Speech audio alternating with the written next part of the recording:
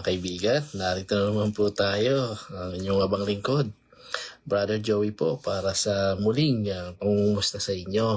At nasa third day na po tayo ng 2024 and praise God at patuloy tayong ibinabangon ng Panginoon sa bawat umaga. At tunay na muli ay pagpapala ang kaloob ng bawat umaga sa atin. Every gising is a blessing. So, tunay na napakatapat ng Panginoon sa buhay po natin. So, noong mga nakakarang araw, noong January 1 and 2 ay tayo nakapagbahagi ng patungkol sa kung paano tayo lalagong spiritual. So, una ay pinag-aralan natin kung ano ang patungkol sa study the Bible, and sumunod yung prayer. So, two main course ng paglagong spiritual at pagiging malapit natin sa Panginoon. By the way, magandang tanghali rin sa iyo, Arnold. Kumusta? Happy New Year. So, ito'y bahagi lamang ng ating pong pag-encourage sa inyo kung paano natin kikilalanin ang Panginoon at kung paano tayo tuluyang mapapalapit sa Kanya. So, ganyan yung kagandahan ng pasimula ng taon, di po ba? Maaaring yung iba, busy sa maraming bagay, yung mga gusto nilang matupad sa buhay nila, na hindi nangyari noong 2023 at sinusubukan nilang gawin ngayong 2024. Pero ito ba ay kalooban ng Panginoon? Bahagi ba ang Panginoon sa mga pangarap na yan? Alam naman po natin na higit na mahalaga sa lahat ay ang makilala natin ang Panginoon at makilala natin ang ating mga sarili kung ano tayo at kung bakit tayo narito. So ngayon, ang ating pong pag-aaralan naman ay kabahagi rin ng paglagong spiritual. Ang title ay Live in God's Power. Okay? So, ito naman yung ating pag-uusapan. Ano ang nais ng Panginoon sa atin na matututunan natin sa mga bagay na ito? Okay? Meron po tayo ditong key verse na makikita po natin sa John. Okay, puntahan muna natin ng John 16. Okay, chapter 16 ng John, verse 13. Okay, go backward tayo sa ating pong Bible. Okay, in John 16, 13 to 15, ano po ang sinasabi? Okay, ang sabi po rito sa ating pong teksto, okay, 13, but when he, the Spirit of truth, comes, he will guide you in all the truth. He will not speak of his own. He will speak only what he hears, and he will tell you what is yet to come. He will glorify me, because it is from me that he will receive what he will make known to you. All that belongs to the Father is mine. That is why I said, the Spirit will receive from me when He will make known to you. Wow. Okay, naintindihan po ba natin yun? Medyo malalim ang pinahiwatig ng Panginoong Hesus sa atin dito. Take note, ang nangungusap po rito ay ang Panginoong Hesus na nagbibigay po ng reminder at instruction sa kanyang mga disciples o sa kanyang mga tagasunod, no? It is the Holy Spirit yung kanyang ipinakikilala sa mga tagasunod po ng Panginoong Hesus. So, sumandali po tayong manalangin. Our Lord in heaven, hallelujah, praise be to your name, Father. You are gracious and loving, and you are also a just God na amin pong sinasamba. Salamat po, Lord, for today. Once again, I seek blessing be upon this sharing, at bigyan mo kami ng pangunawa at tulungan kami ng banal na espiritu para maintindihan po namin ang mga pag-aaral nito. In Jesus' name I pray. Amen. So yan po mga kaibigan, no? Kung ating pong hihimay-himayin, nangungusap ang Panginoong Hesus na nagsasabi na but when He, okay, ang sinasabi rito yung the Holy Spirit. The Spirit of truth comes, He will guide you in all the truth. He will not speak on His own. He will speak only what He hears and what He will tell you. Okay? What is yet to come. He will glorify me because it is from me that He will receive what He will make known to you. Ang Panginoong Jesus ay nagsasabi na yung banal na Espiritu na magbibigay din sa atin ng mga pangunawa sa mga salita ng Diyos ay galing sa Panginoong Jesus na dadaan sa Kanya. Kasi tinasabi ng Panginoong Jesus, galing daw sa Kanya that He will receive from me. Okay? So He will glorify me because it is from me that He will receive what He will make known to you. So all that belongs to the Father is mine. Medyo malalim kung iisipin natin mga kaibigan kung ano ang pinapahiwatig ng Panginoon. This is doctrinal. That is why I said the Spirit will receive from me what He will make known to you. Okay. So itong pag-aaral natin ay patungkol sa kapangyarihan ng Diyos at atin pong hihimay-himayin. Okay. So as we continue and as we start, based on our text, okay? So some people look at the Christian life and say, I couldn't begin to live that way and hold to those standards. Biro mo, ito palang key verse natin ay medyo malalim na ang nais iparating ng Panginoon sa atin. So, living in a Christian way of living, okay, ay hindi talaga ganito kadali. Maniwala po tayo. Okay? It could begin to live that way and hold to those standards. It is too hard. This is true. It is not hard to be a Christian. Okay? You may say, easily we became Christian, but it is impossible that is without the help of the Holy Spirit ay hindi natin may sasakatuparan ang paglakad ng tunay na mananampalataya ng Panginoong Yesus. Okay? Madaling sabihin Kristiyano tayo. Okay? It's easy to say. Nandiyan lang yan sa bibig natin. Pero yung manifestation of living a life of a Christian, yun ang dapat nating maintindihan. God has given you power to live the Christian life through what? Through the work of the Holy Spirit. The moment you ask Jesus Christ into your heart, He gave you the gift of His Holy Spirit. Who is the Holy Spirit? Okay? Sino ba ang banal na Espiritu? Siya yung comforter natin na sinasabi ng Panginoong Jesus dito na siya yung darating, pag-akyat niya sa langit, iiwan niya ang banal na Espiritu na siyang magiging tagapagturo natin. So the Holy Spirit not only take up residence in our heart, like what we have shared, di ba, from the previous lesson, na yung banal na Espiritu ay nasa atin na matapos nating tanggapin ng Panginoong Jesus. Siya yung nagselyo sa atin. He is the seal. Right after nating makilala ang Panginoong Jesus at tinanggap natin siya bilang ating Panginoong tagapagligtas, then the Holy Spirit dwells in us. Na sinustain naman ng 1 Corinthians 6:19-20. Know you not that your body is the temple of the Holy Spirit who is in you? Di po ba? So, iyan yun. He just not only resides in us, okay, but He empowers us to live a holy life and to be an effective witness for Jesus Christ. Hindi lang yung basta, ay, tumanggap na ako sa Panginoong Jesus, okay, and then that's it. May banal na Espiritu na ako. So, ano ang trabaho ng banal na Espiritu sa buhay natin? He help us and empower us to live a holy life and then to be an effective witness for Jesus Christ.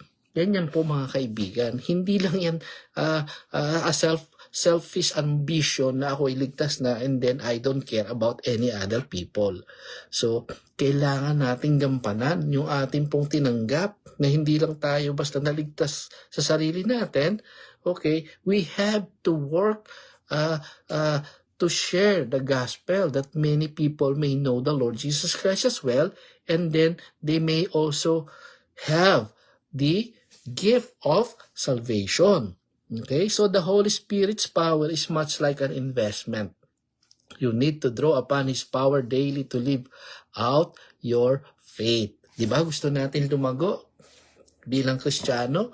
So, kailangan nating makilala kung sino yung ating pinag-aaralan. So, sa isang bagay na kung saan kung ang katawan natin ay gusto nating lumaki, at tayo ay magkaroon ng magandang pangangatawan as we grow, di ba? Marami tayong sinusustain sa ating katawan. Nagtitake tayo ng vitamins, kumakain tayo ng right food, di ba? Inaalagaan natin, natutulog tayo ng tamang oras, naliligo tayo, nililinis natin para tayo ay maging maganda, maayos at malago, malusog. So ganyan din sa spiritual life. Okay, kailangan natin isusustain. Hindi lang yung nananalangin ka, hindi lang yung nagbasa ka ng Bible, part iyon. That is part of growing spiritually, but you have to exercise also. Di ba? Ganyan din naman ang ginagawa ng katawan natin. We exercise to build muscles. So, we exercise to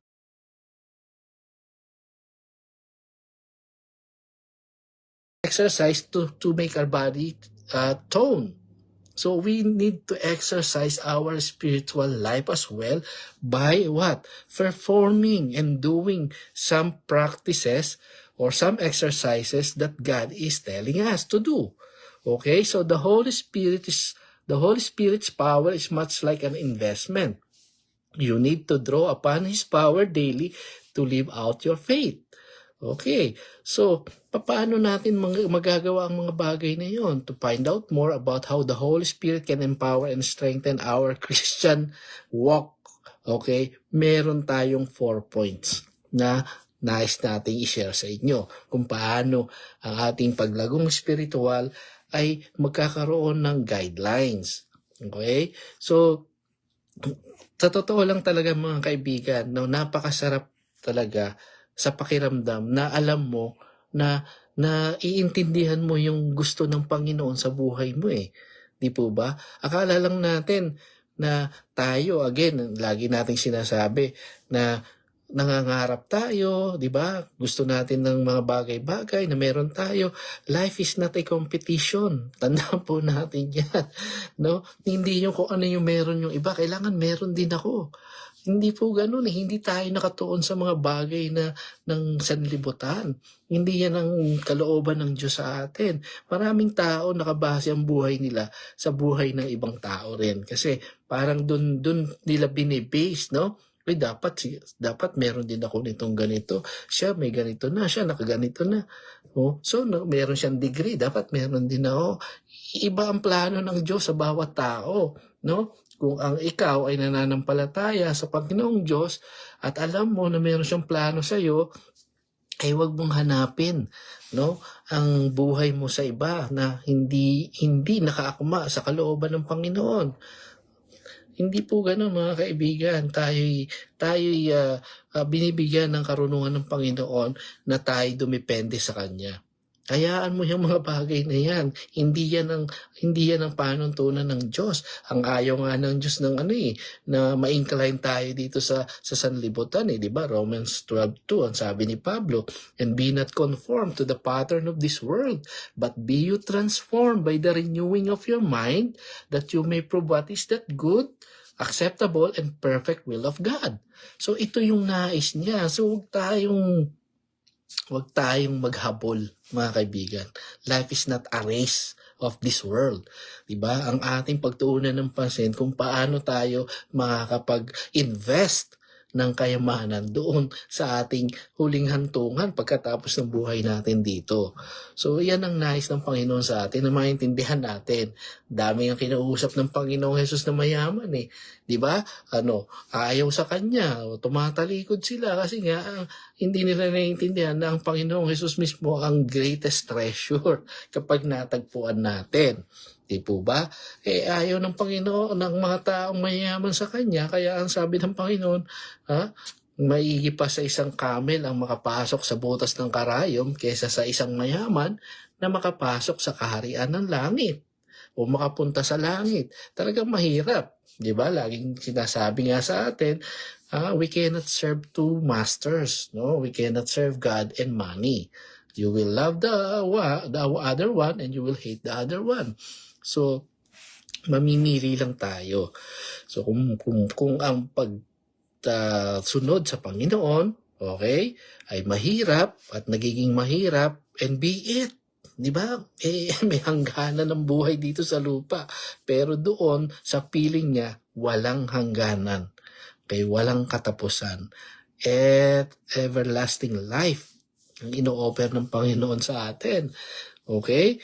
So how we can live in God's power? Number 1, God's Spirit will guide you. The Holy Spirit will help you understand the truths of Scripture and the character of God. O katotohanan ng kanyang mga salita at kung ano yung karakter ng Diyos. Di po ba? So, dun sa binasa nating key verse na makikita natin, but when the Spirit, okay, of truth comes, He will guide you in all the truth. Ang banal na Espiritu, hindi niya tayo ililigaw. Tutulungan niya tayong lumakad ayon sa katotohanan. Di po ba? Walang deception. Okay? Pag sinabi ng Panginoon na huwag mong gawin ito, yun din ang sasabihin ng banal na Espiritu sa atin. Na yun din ang kanyang uutos sa atin na sumunod tayo ayon sa kalooban ng Panginoon. Okay? Pag sinabing halimbawa nga ni Pablo na huwag kayong makiayon sa takbo ng mundong ito, yun din ang i-convict sa atin ng banal na Espiritu. What He will dictate is the truth na ayon sa salita ng Panginoon. Okay? So, hindi pwedeng opposite at contradiction ang Panginoon at ang banal na Espiritu. So, He will guide you into all the truth. He will not speak up on His own. He will speak only what He hears. And what He will tell you what is yet to come. Ano ba itong mga bagay na paparating? Ito rin yung ating inaasahan na alam naman po natin na sa mga darating na panahon ay hindi na magiging pleasant ang mga sitwasyon ng mundo. Ito po'y nakasulat, no? Kung ating pumababasa sa Matthew 24 at saka sa 2 Peter chapter 3, ay nandoon yung mga kaganapang paparating. Okay? So, He will glorify me because it is from me that He will receive what He will make known to you. All that belongs to the Father is mine. That is why I said the Spirit will receive from me what He will make known to you. Isa lang naman ang layunin ng Ama, ng Panginoong Hesus at ng Banal na Espiritu sa atin, kundi makilala natin siya, no, in the form of man, si Jesus Christ na ating tagapagligtas. Ang sinasabi dito, no, ang sinasabi ng Panginoong Hesus, all that belongs to the Father is mine. So I and the Father are one. Di po ba? Siya rin yan eh. Ang Panginoong Hesus ay Diyos. Kung mabalikan natin yung Colossians 2:3, ano po ang sinasabi doon? Na sinasabing ang Panginoong Hesus ay mismong Diyos. Kaya maniwala po tayo mga kaibigan. Marami pong mga ibang relihiyon ang tumutuligsa sa katauhan, sa kapangyarihan at sa pagiging Diyos ng Panginoong Hesus. Talaga naman siya ay tao nung siya ay ipinanganak ng Birhing Maria, dahil ang nag-conceive, yung conception na yun is through the Holy Spirit Hindi naman yun through the intercourse, di ba? Nakagaya ng nangyayari sa tao na nagkakaroon ng anak. But that is the seed that was put in Mary's womb is through the work of the Holy Spirit. Kaya nga anak ng Diyos Espiritu ang nag-conceive, di anak ng Diyos. Hindi naman anak ni Jose. Anak ni Maria, pero anak ng Diyos, dahil ang naglagay ng binhi sa kanyang sinapupunan ay banal na Espiritu at ang Diyos. Ano pong sabi dito sa Colossians chapter 2 verse 2 muna tayo. My goal is that they may be encouraged in heart and united in love, so that they may have the full riches of complete understanding, in order that they may know the mystery. Okay? The mystery of God, namely Christ. The mystery of God, namely Christ. Sinong magsasabing ang Panginoon ay hindi Diyos? Ay ang pangalan daw ng Diyos ay Kristo. So yun po mga kaibigan. So God's Spirit will guide us. Hindi talaga maiintindihan ng maraming tao ang salita ng Panginoon. Time and again, nasasabihin po natin, kapag wala tayong Panginoong Hesus sa buhay natin, dahil ang banal na Espiritu ay mag-i-indwell sa atin right after nating tanggapin ng Panginoong Hesus, yung banal na Espiritu ang siyang magtuturo sa atin. The Holy Spirit's power is much like an investment. Kailangan daw nating magkaroon ng bagay na kung saan maintindihan natin. Okay? The Holy Spirit not only take up residence in your heart, but He empowers you to live a holy life and to be an effective witness for Jesus Christ. So, you need to draw upon His power daily to live out your faith. Hahayaan natin gumalaw ang kapangyarihan ng Diyos sa atin at maiintindihan natin to. Again, those who do not have Christ in their life, they don't have the Spirit of God. Okay? Ang tao na wala kay Kristo, walang banal na Espiritu. Ang tao na hindi kumikilala kay Kristo, okay, hindi siya pananahanan ng banal na Espiritu. Puntahan natin ulit ang Ephesians, no? Parang review na rin, no? Nababanggit na natin ito. Ephesians 1:13. Okay, paano ba tayo nagkaroon ng banal na Espiritu? Paano bang siyang nanahan sa atin?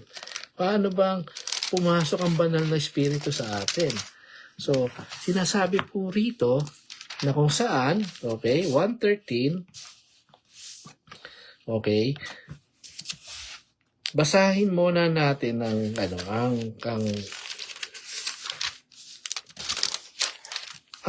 Ephesians chapter 1, verse 3 hanggang 13 para maintindihan natin yung pagkakasunod-sunod nito. Okay? So, sabi po sa verse 3 downward. Okay? Praise be to God and Father of our Lord Jesus Christ, who has blessed us in the heavenly realms with every spiritual blessings in Christ. For He chose us in Him before the creation of the world to be holy and blameless in His sight. In love, He predestined us for adoption to sonship through Jesus Christ, in accordance with His pleasure and will, to the praise of His glorious grace, which He has freely given us in the one He loves. In Him we have redemption, okay, through Jesus Christ, through His blood, okay, the forgiveness of sins, in accordance with the riches of God's grace that He lavished on us with all wisdom and understanding. Okay? He made known to us the mystery of His will according to His good pleasure, which He purposed in Christ to be put into effect when the time reached their fulfillment, to bring unity to all things in heaven and on earth under Christ. In Him we were also chosen, having been predestined according to the plan of Him who works out everything in conformity with the purpose of His will, in order that we who were the first to put our hope in Christ might be for the praise of His glory. Okay? And you also were included in Christ when you heard the message of truth. Okay? Message of truth. Ito yun? Yun yung nasa unahan. Ito yung about the gospel, about how Jesus Christ sacrificed Himself for us to save. Okay? So, the gospel of your salvation. When you believe, okay, take note, when you believe, to whom? To Jesus Christ. You were marked in Him with a seal. The promised Holy Spirit. Who is a deposit guaranteeing our inheritance until the redemption of those who are God's possession to the praise of His glory. Until that time, we will be received by Christ. No? Yan ang nandyan sa atin, ang Holy Spirit ang hahanapin sa atin. Ito yung tatak or seal na ibinigay sa atin. O kaya doon sa 1 Corinthians 6:19, sinasabi, know you not that your body is the temple of the Holy Spirit who is in you. So, ganyan yun mga kaibigan. O number 2, God's Spirit will empower your witness. The Holy Spirit will give you greater courage and an increased ability to share your faith. Tignan natin ang Acts 1:8. Anong sinasabi? So, ang banal na Espiritu raw, may kapangyarihan, kumilos. Hindi naman tayo yun sa sarili nating kakayanan na magagawa natin. Not until and not unless the Holy Spirit will work with us, then we can do everything. Okay. In 1:8 ng Acts, ano po ang sinasabi?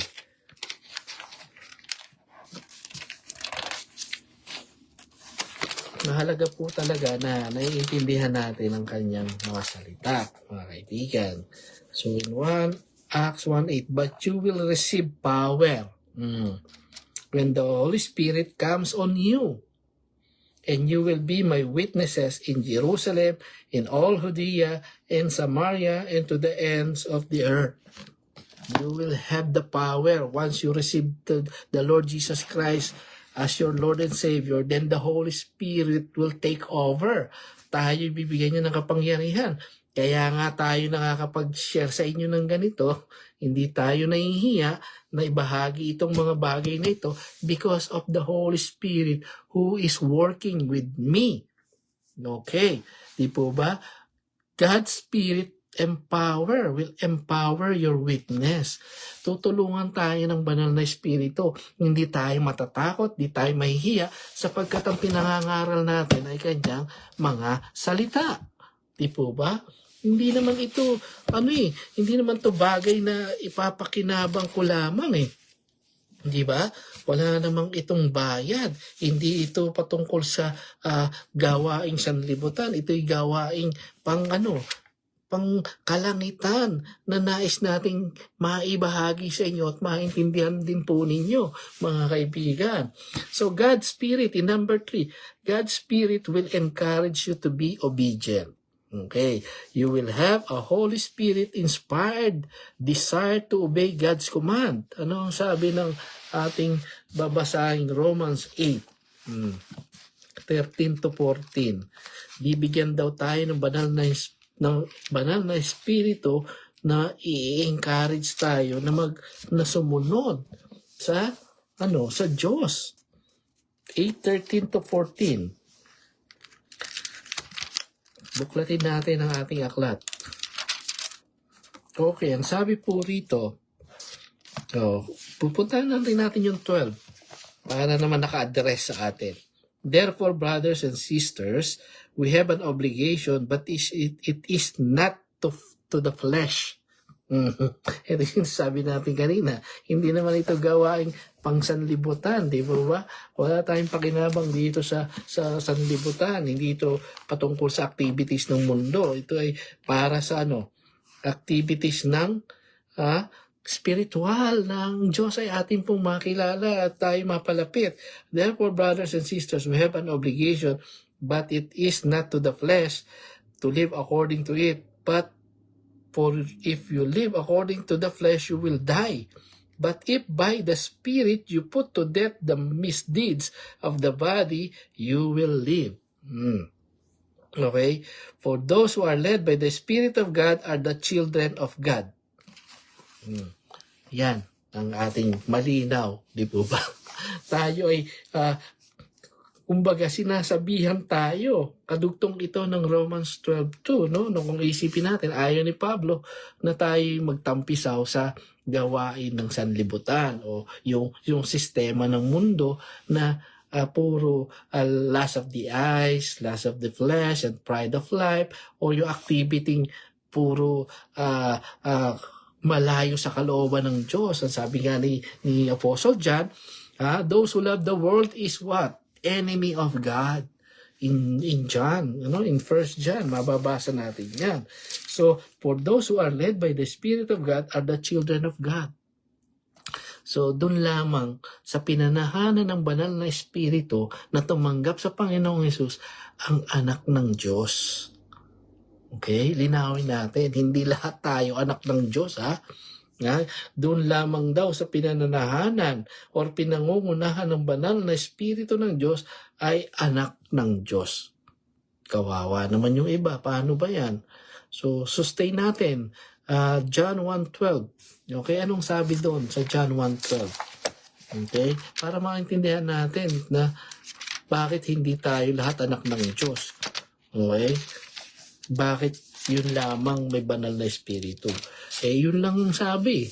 Di ba? Kung tatanggapin mo ang Panginoong Hesus, okay, at iaminin mong makasalanan ka, papapasukin mo si Hesus sa buhay mo at susunod ka sa Kanya, then you will become the child of God. Bakit? Anong sabi sa John 1:12?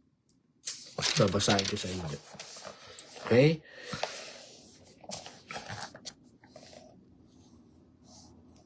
Yet, to all who did receive Him, si Jesus Christ ito, to those who believe in His name, si Jesus Christ ulit ito, He gave the right to become children of God. Yan. Okay, malinaw po To those who did receive Him, to those who believe in His name, He gave the right to become children of God. Okay, sa paanong paraan? Children born not of natural descent, hindi ng flesh, hindi yung sa flesh and blood, okay? Nor of human decision or a husband's will, but born of God. Born of God. Meron kang spiritual rebirth.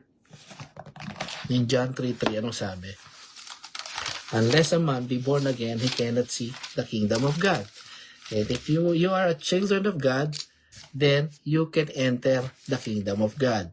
So, kung hindi ka ma-born again, kung hindi ka magkaroon ng transformation spiritually, at hindi ka manampalataya sa Panginoong Hesus, then sorry, you cannot enter His kingdom. You cannot enter heaven. Yan ang katotohanan. Okay? Basahin natin. In John 3:3. Okay? Actually, maganda ito. Kinausap ni Nicodemus ang Panginoong Hesus. Bigyan lang natin ng daan, okay? In John chapter 3. Now there was a Pharisee, a man named Nicodemus, who was a member of the Jews ruling council. Okay, may position ito, Nicodemus, member of the Jewish ruling council. Okay, so he came to Jesus at night and said, Rabbi, we know that you are a teacher who has come from God. For no one could perform the signs you are doing if God were not with him. Jesus replied, very, very, very truly I tell you, no one can see the kingdom of God unless they are born again. 3. So nagtanong ulit si Nicodemus, how can someone be born when they are old? Nicodemus asked, surely they cannot enter a second time into their mother's womb to be born. Jesus answered, very truly, I tell you, no one can enter the kingdom of God unless they are born of water and the Spirit. Flesh gives birth to flesh, but the Spirit gives birth to spirit. You should not be surprised at my saying you must be born again. Ang Panginoong Hesus po ang nagsasabi rito. Okay? Ano ba yung born again? It is an experience of spiritual rebirth. Di po ba? But you cannot tell where it comes from, where it's going. It is the sun, no? You hear, it is the wind. Okay? The wind blows whether it pleases. You hear its sounds, but you cannot tell where it comes from or where it is going. So it is with everyone born of the Spirit. So, ito yung minsan, hindi talaga natin naiintindihan, no? Naiintindihan lamang natin ito, mga kaibigan, once the Holy Spirit comes to us, at siya yung anong sabi dito? The Holy Spirit not only takes a precedence in your heart, but He empowers you to live a holy life and to be an effective witness for Jesus Christ. So the Holy Spirit's power is much like an investment. You need to draw upon His power daily to live out your faith. Diba? Siya yung ating, nagbibigay ng karunungan at kaalaman patungkol sa mga bagay na spiritual. So the Holy Spirit will give you greater courage and an increase of ability to share your faith. At pagkatapos, God Spirit will encourage you to be obedient. You will have a Holy Spirit-inspired desire to obey God's commands. Ito yung ating binabasa kanina na sinustain lang natin no John 1:12. Kung paano tayo magiging anak ng Diyos. Okay? So, number 4, God's Spirit will help you overcome sin. Ito naman, maganda rin, di ba? Sin will no longer have the power over you it had before you accepted Christ into your life. Hindi na tayo magiging alipin ng kasalanan. Okay? Yung bang dating pamumuhay natin na namumuhay tayo sa layaw ng katawan, na yung gusto lang natin, yung tayong nasusunod, yung tayo ang boss ng sarili natin, ay iba na ang nagiging buhay natin. So in 2 Corinthians 5:17, if any man be in Christ, he is a new creature. Behold, all things are passed away. Behold, all things are becomes new. Bago ka nang nilalang. Bago ka na. Meron ka ng bagong buhay kay Kristo. Kaya nagtataka ang mga kaibigan natin, mga mahal natin sa buhay, anong nangyari sa iyo? Bakit nag-iba ka na? Hindi ka na sumasama sa inuman. Hindi ka na sumasama sa mga gimmick. Hindi ka na nagsusugal. Hindi ka na nambababae. Hindi mo na ginagawa ang ayaw ng Panginoon. Yan yun, mga kaibigan. So, basahin natin ang Romans 8:9-14. Pareho lang din nung ating verse doon sa number 3. Mark, Luke, John, Romans 8. Okay? 9-14. Anong sinasabi sa atin, mga kaibigan? So, 8:9-14. You, however, are not in the realm of the flesh, but are in the realm of the Spirit. Right after natin makilala ang Panginoong Hesus, hindi na tayo sa pamumuhay ng laman. Okay? Yung nais ng katawan natin ang hindi na nasusunod ngayon. Okay? But are in the realm of the Spirit. If indeed the Spirit of God lives in you, and if anyone does not have the Spirit of Christ, they do not belong to Christ. Ito yung binabanggit natin kanina, na kung wala kang Panginoong Hesus sa buhay mo, wala kang banal na Espiritu. Hindi mo maiintindihan ang mga salita niya. Okay? So, if anyone does not have the Spirit of Christ, they do not belong to Christ. But if Christ is in you, then even though your body is subject to death because of sin, the Spirit gives life because of righteousness. Okay. Ibig sabihin ng Panginoon dito na ang ating katawan na ito, namumuhay ng makasalanan noon, kahit na ito pa'y makasalanan noon, at dumating sa atin ang pagtanggap sa Panginoong Hesus, tanggal na yun, lahat ng kasalanan na yun, binigyan na tayo ng bagong buhay. Okay? Buhay na lumalakad ayon sa kanyang kalooban. The Spirit gives life because of righteousness. Dahil tayo ay lalakad na sa kalooban ng Panginoon, ang Panginoong Hesus ay buhay . Di po ba? So, kung tayo nasa Panginoong Hesus, meron din tayong buhay. Buhay na kaaya-aya. Di po ba? Buhay na ayon sa kanyang kalooban. At tayo, kahit mamatay dito, mabubuhay pa rin tayo. Okay? So, pupuntahan natin yun kung saang verse yun.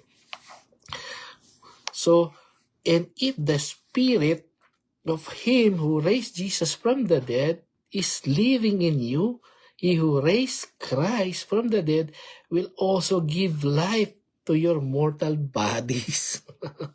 Di mo ba? Oh, because of His Spirit who lives in you. Yan yun mga kaibigan. Kahit pa tayo mamatay, okay, mabubuhay tayong muli doon sa piling ng Panginoong Jesus. Okay, ulitin natin yon. And if the Spirit of Him who raised Jesus from the dead is living in you, He who raised Christ from the dead will also give life to your mortal bodies because of His Spirit who lives in you. Oh, ang sabi ng 1 Corinthians 6:19, know you not that your body is the temple of the Holy Spirit who is in you. Diba? So ngayon, kung ang banal na Espiritu ay nasa atin, okay, totoo ang sinasabi ng salita ng Diyos na hindi tayo mamamatay.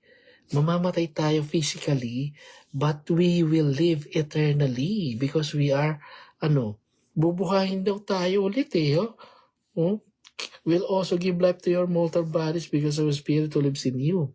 Okay? Darating sa point na tayong lahat, pagdating ng judgment, okay, seat of Christ, bubuhayin niya lahat makasalanan at mabuti. Pagkatapos, yung mga namatay na sumampalataya sa Panginoon Jesus, yung kanilang body na yon gagawin ng Panginoon na glorified body. Okay? So, ibang topic ito, pero pupuntahan din natin yan. Okay?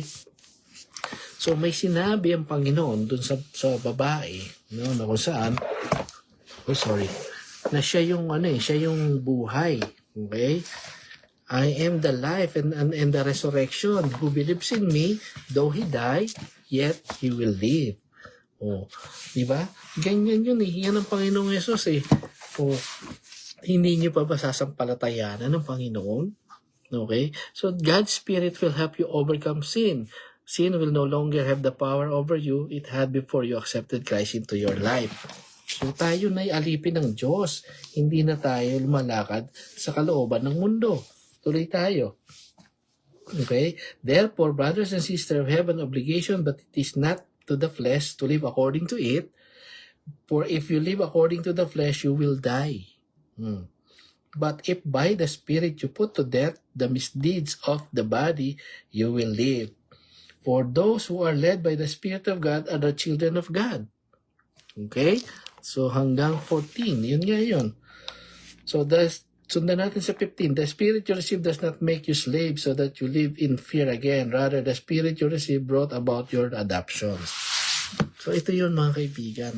Ito yung 4 na steps or guidelines natin pong pinag-aralan ngayon. At napakaganda naman po, tunay na kung tayo ay sasampalataya sa Panginoong Hesus at tayo bibigyan ng banal na Espiritu sa atin,